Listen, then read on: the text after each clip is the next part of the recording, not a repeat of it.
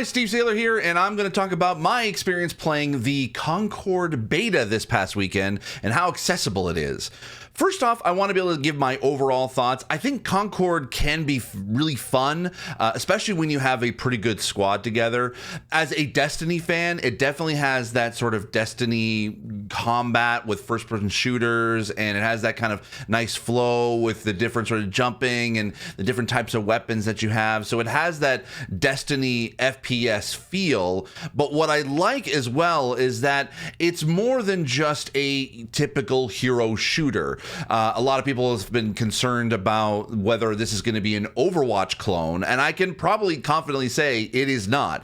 It combines a lot of the best of what we see in other multiplayer shooter games, much like it's got a bit of Apex in there, it's got some Valorant, it's got some Counter-Strike, and it's also got some Destiny and some Overwatch in there. But what I was able to play with the few little maps that we had and the different modes that we had, I could definitely see myself potentially jumping in and, you know, playing every once in a while with some friends. I don't know whether I would want to be able to jump in on a week-to-week basis, even though they did say that they are going to be able to have like different cinematics and story beats every single week, which is ambitious, but you know, hey, Destiny has done it before, and, you know, they're taking that kind of model. And, of course, Bungie has been supporting and helping studios within PlayStation to create these live service games. And obviously, you can kind of tell that Bungie sort of feel is in this, and you know, we'll see how it plays out. But for right now, I am having fun with it, and you know, it's also first. Let's actually talk about the settings menu that I'm going to show you here. Than I had originally thought. Surprisingly, a lot more customization than I initially thought, especially when it comes to the controls and also the vibration settings of the game. I'm looking at the controls right now. What I really like about this is that when you do change the presets that they do have, it lets you know what is actually changed out of all the controls, and then you can also be able to, if you want to fully customize it, you can full on go in and change the buttons as you see fit, plus also being able to change for most button presses whether to be able to hold toggle or hold. Either one will work. This is for console controller, so this is on PS5, so that's really great to see, but then also you can be able to do that for PC as well. What I really wanted to showcase here, I did not expect to see a lot of vibration effect options. There is a ton of customization for different effects and different things that happen in the game that will give haptic feedback through the controller, and you can customize all of that, the strength of those vibrations. So that way, if you need to be able to know how much health you have left, more so than necessarily what pickups you're able to pick up, you can be able to adjust the strength of all of that. I think this is going to be really, really great for blind players or even totally sightless players, that if you go in and fully customize how this works, this could actually be a potential game for sightless players. It isn't perfect for sightless players, I'll give it that. There's no auto assist for aiming, there's no target assistance for that, unfortunately, which is kind of a bummer, and there's no navigational assist. But with a multiplayer game like this, navigational assist can be very finicky because there's no golden path to be able to work within that. But what I really loved to see was the vibration effect. So I would encourage blind players. It may not be 100% for you, it may not be fully accessible to you, but go in, try the vibration settings, and you know, go in and play if you can when this game comes out, and see what possibilities could be there. Obviously, when you go in, I just showed a little bit of the HUD and scale sizing. I'll show actually the gameplay of that in a second, but you can be able to customize the colors of all of that, so it'll help with color blind settings. All right, so here's a match that you can be able to see how I played. I'm turning down the volume of this clip for the entire rest of the video because I didn't want to, for privacy reasons, share the comms that my friends and I were having. Not anything they said any bad, but just for, you know, privacy's sake. As you can see, there are some issues with subtitles and some of the text size in the menus. As you can see here, when choosing players, you can be able to see on the bottom that the text size isn't super great, which is surprising considering that majority of the menus and also of the gameplay itself, it is catered to a lot of low vision accessibility.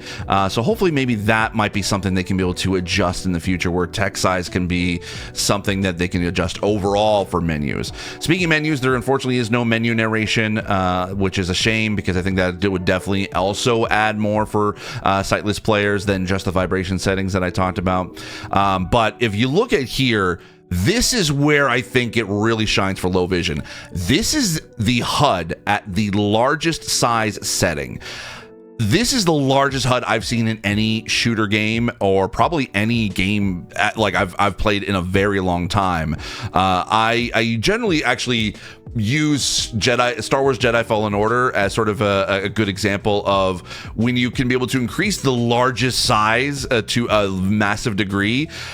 When I have to go in and actually lower the size because of how big it is, that's how you know the customization is really awesome. And being able to see literally the whole health bar fill up 3/4 of the screen, including being able to see which your special abilities are right there, and the notifications of who killed who.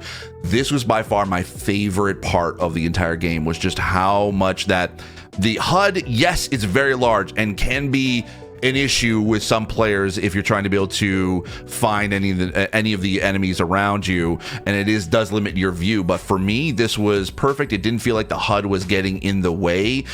Maybe sometimes the notifications would sort of pop up in the way, but nothing really that stood out as a huge issue for me.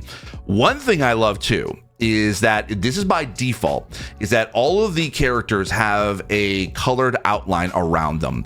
Blue for allies, red for enemies. This is obviously needed for being able to make sure that you know who you're shooting, because we all share the same type of characters. It's not anything new, but it is something that is kind of normally seen in high contrast modes. But what I love too is that in the settings, you can be able to adjust the size of that outline, which kind of, in a sense, you know, from a distance, it can kind of fill the entire model, a character model of that character, and it kind of adds like almost like a full size shader to the high contrast of the game. So it was really cool to be able to kind of see that, and it was immensely helpful. And I think actually this might be something that could potentially be used in future multiplayer games, because honestly, obviously, yes, they had to do that in order to be able to distinguish who's playing who, so you're not shooting any of your allies. There is no friendly fire, so you're totally fine that way. But being able to add a high contrast mode like this is provable now in a multiplayer setting, that as long as, like, you can see my teammates basically being here on like, you could see them through walls with your outlines, and you can't see enemies, which I think is probably the good way to balance the two. That it proves that high contrast mode can be added to multiplayer in a way that does work really well, and hopefully I'll see more multiplayer games kind of adopt this sort of idea.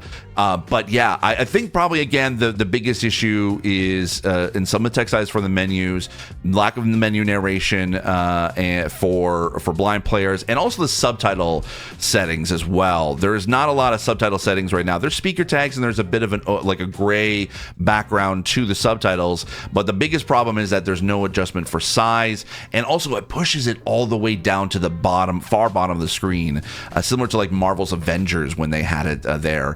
So I would hope that the developers at Firewalk will go in and actually be able to adjust those, or give the players options to be able to customize the subtitles how they see fit. Overall, again, this is probably the more accessible hero shooters that I've seen in a very long time.